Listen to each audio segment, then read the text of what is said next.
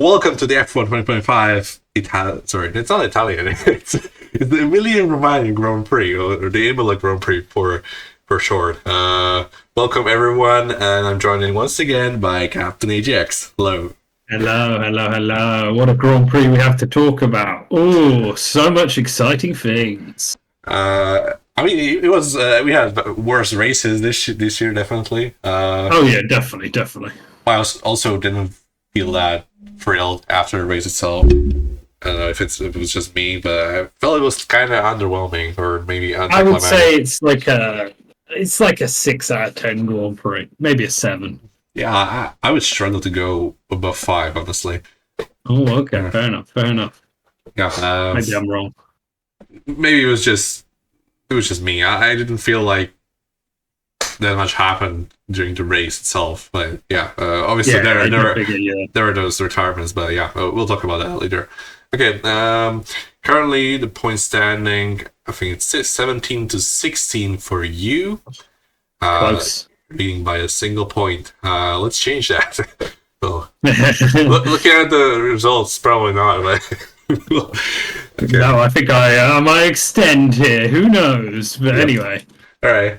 Let's get over to biggest surprise. So, Leclerc not race. He did race. In fact, it was yes. It was one of the more memorable drivers, mainly because of his radio message. But and yes. Yeah. You know what? Leclerc had a good race. That's what I would say. I think he got a bit screwed over by the safety car at the end, but the amount of overtakes he did that race was pretty immense. Yep. And, the undercut worked perfectly for him, where it didn't for a lot of other drivers. He really showed his stuff this race, I think. It was not that he doesn't always. It was a very, very situation with the strategy itself, because most of those drivers undercutting were actually screwed up by the strategy, because all the yellow flags, red flag safety car. Well, it wasn't a red flag, but it was a VAC and a regular safety car. And some drivers profited, some drivers not really. And Leclerc was one of those drivers caught up by the unlucky safety car and VAC. So. Overall, I'd say he had a good race. He was very on form. Yeah, I think both Ferraris made the most out of what they could. When you think about it, they started outside of the top 10, both of them, and made it. Yeah, definitely made it to P4 and 6, right? So pretty decent recovery, all things considered. How do you feel about the Leclerc Albon incident?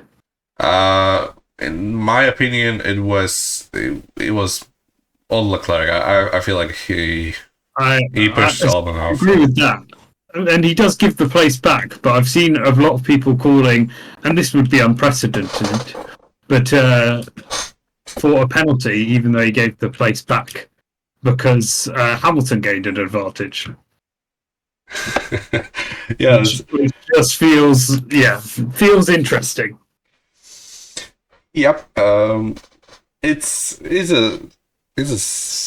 a complicated situation, but in the end, I think he did the right thing to give that position back, because it was, I think, over the rules. In that case, obviously it's a very difficult chicane to get through side by side, but we've seen some drivers view it cleanly from both sides. Not that the inside line is good for start the race. Yeah, well, I want to say that when you're on the inside, it's basically impossible for you to remain ahead after the chicane itself, and that's why most drivers choose not to give the other driver some space to work with, because that's where you get overtaken. And we can quickly move to the turn one overtake, because that was, I mean, it was jaw-dropping, literally. At the start of the race, yes, I thought Max lost the second place too, but then he just sent it around the outside. It was one of the best moves I've seen in a while. Wow, that's definitely that's something that only Max can do. not maybe not that he can only do it, but he has the he's the only driver that attempts it to begin with. It's just Yeah, wow, it is phenomenal that he managed to not lock up and not go wide at all. He just perfectly made a corner no, around the it was inside. sensational, Yeah, and everything was safe. Him and Piastri seemed to have a lot of respect for each other when driving, um, maybe more so than other drivers. Yeah, it was sensational. I will leave what I have to say about that until a bit later because I think in terms of the championship, it has ramifications as well because it was just that big of a move. yep. I think we can start talking about the title fight now. Now that Red Bull have became a legit contender to McLaren. I feel like Ooh. Red Bull over the entire weekend was just slightly the better car, and that's the first time we've seen that happen in a long while. Maybe like Miami 24. Not in Miami. Yeah, Sorry, not maybe. Miami. I want to say Vegas 24. That's where McLaren struggled compared to the Red Bull, but here it was the two cars were very close to each other. I feel like if Oscar went remained in the lead after turn one and just he would remain in the lead until the end. I think I don't feel like there was a Maybe, and yeah, Max did get fortunate with the safety car timing, not the safety car, the virtual safety car timing. But overall, it was just a astonishing race from him. I think mainly the thing that I'm not sure about if Red Bull will be able to challenge because they've done this before, right? They looked really good in Tokyo and then they dropped off for the next race and so on. And it does happen with this Red Bull, evidently. That, and a lot of it is Max having to push it to extreme limit anyway. But yes, I think my main thing was really, you know, we've seen how many times Russell and not on the Russell, bless me, Norris and Verstappen have crashed. To see, Piastri and him sort of have that first turn and have all that go on and sort of respect each other and be able to race each other. Uh, Bless me again. Especially after Miami and the sort of overtakes and battling they did there. These two really look. I'm going to sneeze again. Like they could be good rivals to each other. Oh, bless me. Yep, bless you many times. Yep. I love how you said Tokyo, meaning Suzuka. Yes, sorry, yes, Suzuka. I meant Japan. Yeah, I get your point, but I feel like it wasn't like a one-off. Well, maybe not a one-off. Like maybe no. I definitely think they'll be quick on some tracks. I just don't know if it, this up-downy thing that they seem to do will keep going on. Well, I generally think that it caught up because Imola was supposed to be like the track for McLaren. Honestly, I don't feel like we'll see such a huge gap anymore. Like I feel like Red Bull will be quicker on some tracks and McLaren will be quicker. But overall, I feel like we've got a title fight here, and McLaren are being chased by Max Verstappen, and I think like this is the more exciting scenario than Max being chased by McLarens, because Max has to think about every single point. He has to make those moves. He has to battle for it, and McLarens are the ones defending. And no, you're right. You're right. And yeah, I feel like Red Bull, even with the directive in Spain, they could become challengers now more often than not. And when it comes to Max Verstappen, I feel like if the pecking order remains the same like it's right now, I feel like Max wins this title. But I'm hopeful for a title fight anyway. We're already in the point that like third way to this for the season. Like I think, yeah, with 7 races out of 24, yeah, almost 1/3 of the season behind us. At this point last season, it started turning around for McLaren. Now it started to turn around for Red Bull. So maybe we could see a similar scenario, but McLarens don't have that much of a gap, so it's all on the drivers now to deliver. And yeah, Piastri honestly didn't have the best turn ones ever. Like he basically what he did there. I mean the key difference maker there was George Russell, because George got such a good start, and Piastri had to cover him off. But doing that, he had to basically remain on the left side to prevent any dive from Russell. But then there was a dive from Max on the right hand side. So it was a very unfortunate incident for him. But also he still got a podium, right? He's still not like it was a bad race for him luck wise as well. The safety cars really the strategy was very bad. Like the McLaren pitted him into traffic. It was all just not well managed. I agree with that. I just think the strategy it was unlucky. I think a lot of it. Yeah. The fact those safety cars come out when they do and what they do the fact he uses both his hards and everyone else doesn't. He should have maybe gone on to mediums. That definitely would have been a shout, but he would have probably coming out behind Albon and so on would have been difficult. But overall, I think as he keeps getting into this championship, and I do want him to be in this championship, I think maybe later on in the season he's shown a few times that he drops off a bit, but hopefully this time he won't.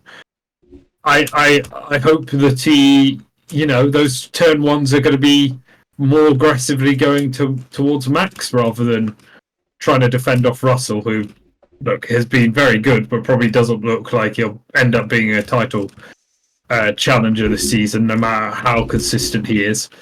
So yeah, it'll be interesting to see. Sorry, my setup is a little weird. It's all right, good sir. No, it's fine. I think I fixed it now. That was a weird sound.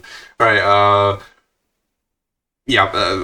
Completely agree with everything you said. We'll see how the season continues for Piastri, and but I guess we move on to the overperformers actually, covering the predictions. Yes. Overperformer, Lewis Hamilton. And Lando Norris. What do you mean no? What? 12 to 4th? 4th place finish? Okay, look.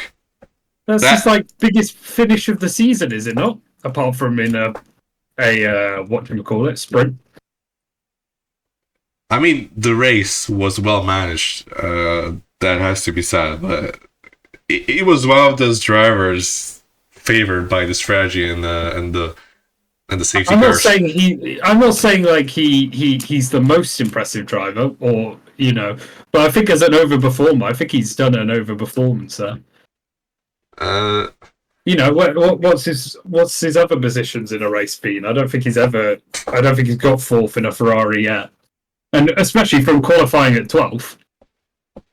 I guess you got a point there, but I feel like this is quite the overperformance you would expect from Lewis Hamilton.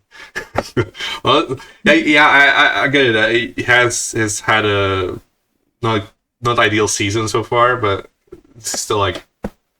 I know he's Lewis Hamilton, but you got to take into context. Beating your teammate, coming 4th. I think these are things that he hasn't really done this season, apart from in sprint races. Maybe it would beat him in the quali as well, but I mean P12 in the Ferrari in qualifying. But then his teammate gets P11. It's not. That's not on. You can't say that's Lewis Hamilton underperforming. Evidently, the Ferraris were race cars rather than quali cars. I mean, that's the thing. Like, if I would use that logic, Norris would also be an overperformer, and I don't feel like that's the case. He gained 2 places. He getting Like, 2 places was definitely Two- favored two to by the six- strategy, and 2 to 6 places is very different. and beat his teammate in the race after a while as well. But I mean, it's a very similar situation. I don't feel like any of those situations deserve a point. Like I can name like 5 drivers. I cannot agree. I can name like 5 cannot drivers agree. better, maybe like more deserving of this than Lewis or Okay, Orlando. give me them. Give me them. Okay. 'Cause I don't believe 5 drivers. Like, this is his highest point finish. Yeah, it may be actually, because he's never got the podium. So, I mean, it's his highest race finish before.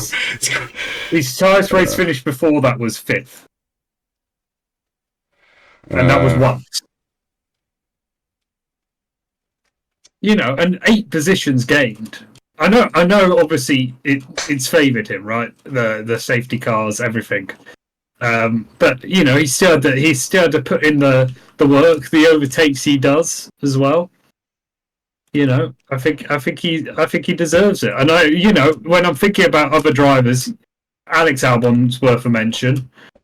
I don't think you can give it Charles Leclerc. Russell, you can't give it. Sainz, you probably don't give it. Hadjar, maybe. But then Tsunoda's behind him. I don't think there's any other driver I can mention. Maybe Max as well. But as you said, you think the Red Bull's quick this weekend. Yuki as well, I will say, might deserve a shout after his big crash. But like, I definitely can't name 5. A lot of those I was iffing and ahhing about as well. Yeah, we just have I think a different viewpoint on this one. Like, I mainly look at this from a driver's performance perspective, not like exact finishing position. He's got 4th. He's gained 5th once in Bahrain and then not been in the top 5 ever in the Ferrari. That's crazy to say from a Lewis Hamilton fan. you say those results exactly. out loud. Oh damn! I just you know where else is he meant to? Because he like as you said, the McLarens and the Red Bulls are much quicker. Like, where else is he meant to come to actually get a result here? Especially again, 8 overtakes. Mm. You really want this point, don't you? I do, because I think I deserve it. I don't think there's like Max maybe, Albon maybe, but apart from that, and you know, we changed this category so there could be multiple people. Okay, I'm feeling generous today. Yeah. 1 point. Thank goodness. But I'm not giving myself a point for Lando, even if it's the same logic. No. Lando needs to win to get that point, surely. I mean, he as overperformer, because he should be winning. I mean, he got 2nd place in the 2nd fastest car, technically. Gained 2 places. Yeah, but he was miles behind Max and never did nothing all race. He overtook his teammate. He did, yeah. He did overtake the championship leader on track. Look, I know the comments have me here. Okay. Underperformer. Yeah, let's go over to overperforming drivers. The main ones, obviously, Albon, phenomenal again. Like, what he's doing at Williams is crazy good, and indeed, just continues unlucky not to get 4th or even 3rd. Maybe not top 3. I mean, there's an argument made if he got round Leclerc quickly instead of the 3 laps it took him to even get side by side with him. Then maybe he could have gone chased Oscar, but I do see your point there. I don't see I don't see Williams overtaking McLaren on the track anyway. So That's not realistic for me.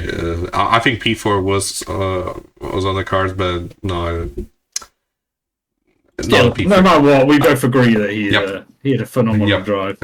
Max, obviously, good shout. His third win of the season, I believe, right? It's no, Yeah. no, actually second, because he only won Second. in Japan. Yeah. That's crazy. Like 2 wins for Max. That's Well, yeah, it's only been one win for Lando, and then the rest have been Oscar, haven't they? So yeah. Oscar's won like 4 races, or maybe even more. Actually 5, because he won the last 3 or 4, and wait. Okay, Lando won Australia, Oscar won China, then Japan was Max, and then there were 3 races. So 4 race wins for Oscar, 2 for Max, and 1 for Lando. Interesting. Okay, from the race results, like Charles had a very unlucky race. He said it himself. Yeah, it was not great. I mean, the only reason I wouldn't give him an overachiever is the move on Albon, but maybe I'm being cruel there. I guess it was something that a lot of drivers would do in a situation. Just that's true. That it unfortunately he didn't manage it as well as some other drivers could have. Like I see Max braking so late that Alice is never even alongside. It's just not to consider the push off or whatever. It's just I don't know. George, and it's pretty much same as Leclerc. He was up there fighting for the podium, but then just fell off because of the strategy. Very unlucky race. George finishing in P7 is so weird after he's finished like top 4 every single race so far. Yeah, definitely. Very unlucky, but sometimes just like last race in Miami, he got a podium thanks to pure luck, and now here he lost the podium potentially because of the same thing. So I guess it's fair karma for him. Carlos, better, but still not great. Like, I mean, still 3 positions behind Alex. Could use some work there. He's getting better in that car, though. He is, but slowly. It's slow, yeah. Isaac, definitely a good shout for our performer, and I mean Yuki from pit lane to P10. Yeah, I agree there. Especially after the crash as well on Saturday. It would look better if his teammate wasn't winning by like 20 seconds as well. I mean, it wasn't bad performance from Yuki. It was just a bad performance in qualifying. But the race itself was okay. It was horrible crash though. Yeah, that crash didn't look good. It was bad. But thankfully, we got so much safety like precautions and so on. Like you got a halo, obviously, and I feel safe. He's out of that car in like 2 seconds as well. Yeah, like when I watch such a crash, my first thoughts aren't even like if the driver okay anymore, because the cars are so safe that I could see a car doing like 3 flops and still the driver being completely fine, because it's just weird time in Formula 1. Like a few maybe like a decade ago, such a crash would have been fatal, but now it's just that you just walks off. Like nothing happened. It was weird, but thankfully he's okay, and from the outside of the top 10, I guess Hulkenberg was alright. He was near points throughout the race in the Sauber. The Astons, those 2, oh my god, they're looking so quick, but they decided not to pit and lost all the positions. They finished P11 and P15 after starting like P5 and 7 or whatever. Some might say that was a bad strategic call from Aston Martin that might give them tragic team.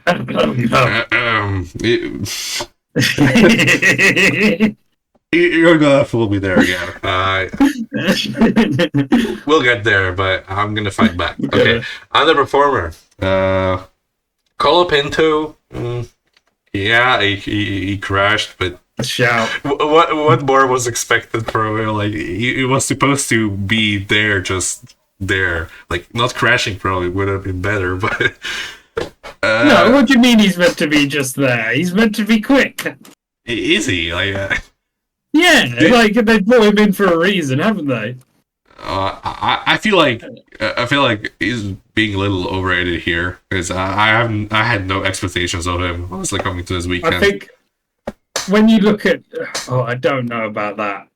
I'm wanting to run back the tape to see if you had an expectation of him this weekend. But I think when you look at him like against Albon, right, who looks amazing right now, the fact he was meant to challenge, he could challenge Albon. And then going into this weekend, he's like the new kid on the block. He's been brought in to get points, right, for Alpine and to be able to race against Gasly. And then he just he was nothing all race weekend. Yeah, this is subjective, almost based on expectations. Like generally, he probably had more expectations put on him. Cause, I mean, do you want that point? Because I honestly, yes, purely honest, I don't feel like this deserves a point, but I feel like to give you the point based on your opinion. Yes, so, I want the point. Yes. Okay. Okay. Hulkenberg, I mean, he got qualified, but that's about it. He had a very good race, so nothing to say there. From the underperformers, generally, there's no many drivers. So shout for I don't know, Kimi, but that's not his fault really. I mean, yeah, him and Ocon, those cars broke down almost in the exact same spot. It was very lucky for him to DNF in his first home Grand Prix. But Ollie as well. Yeah. I'm mainly saying Kimi because of the qualifying as well. I mean, yeah, I guess. There's another shout. You expect a bit more from Ollie Behrman. I think we talked about it going into this weekend as well with Kimi. Maybe it was Toto Wolff hyping him up a bit too much, but he's meant to come in and do stuff. He's meant to come in and Europe is a place where he knows how to drive, especially the Grand Prix that's so close to where he lived, and to come in to Europe and get 13th on quali when your teammate's getting third, and yet he's young, but obviously we saw in Miami how good he can be. That would be my argument with Kimi, even though in the race it's not his fault. Yeah, I guess he can be the other performer because I don't really see any other drivers. Yeah. Okay, guess we move on to the perfect team. Team that has managed the entire weekend the best, and I guess there's only one candidate, and that's Williams. Yeah. I think Red Bull deserve a shout. Both of those drivers are overperforming. Yep. I guess. And also coming in to the weekend being quickest, as you said. I guess Red Bull as well. That's a W. But both those teams are good shouts. I don't think any other team really. But maybe Ferrari. No. But then Ollie was so awful, and technically they did ruin Leclerc's strategy. But they actually made a quick race car for once. So. I guess you can say so. I don't think so. Yeah, I don't think compared to the other two they should. Okay. Perfect team. No points there. Tragic team. Well,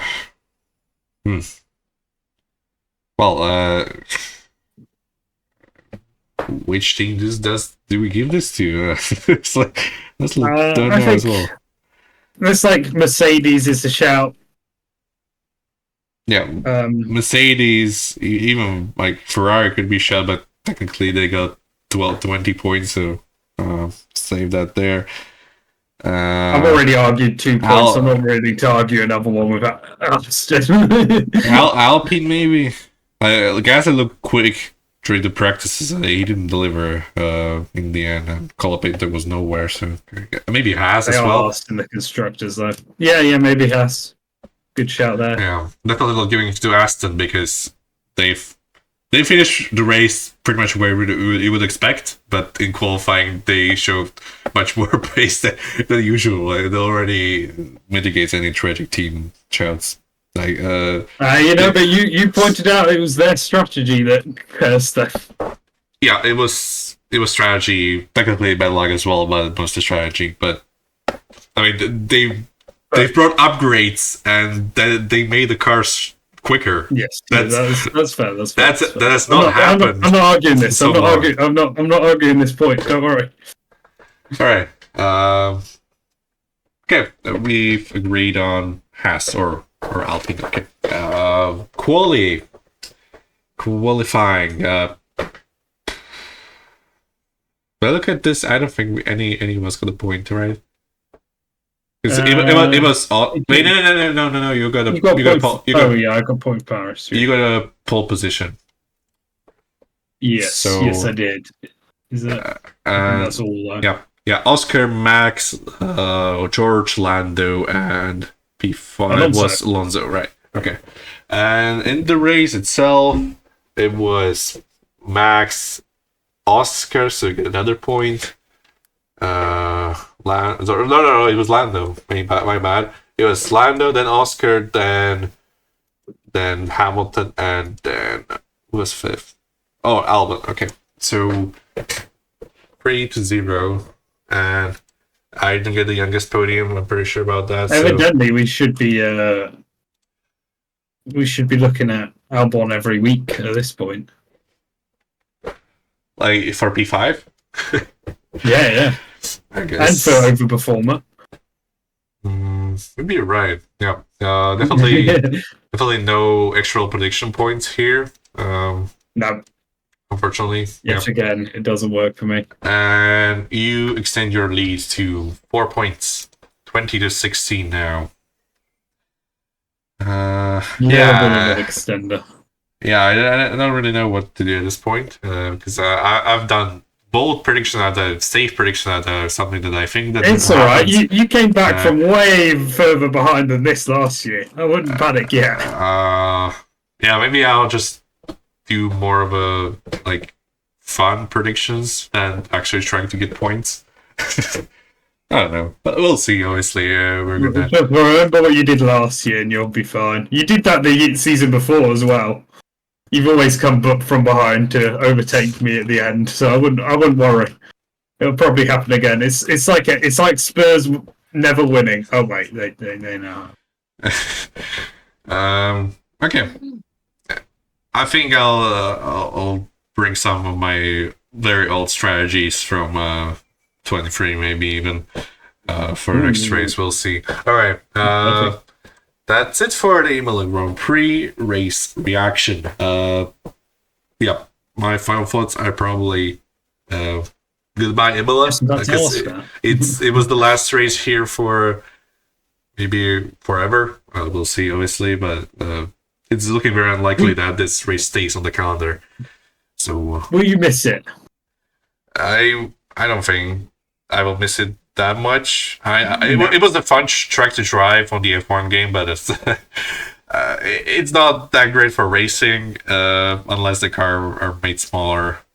I mean, not 26 smaller, but the track's made bigger. Way smaller. I mean, so yeah, I agree. I think if you were to the first corner-ish, if you were to change that about, maybe make it a bit more wider, allow for more overtakes there, that would be exciting. But yeah, overall I agree. I don't think there's I think it's one of those, isn't it? Where also for me, Monza is the Italian Grand Prix. It always has been for me. So, and Imola just is a shadow in comparison. Yeah. Yep. I agree. Very quick. But anyway, Yep. Thank you everyone for watching. Let us know your opinions in the comment section below. And if you get to this point, put bless you, Ajax, in the comments. Thank you very much for watching. And as always, peace. Peace.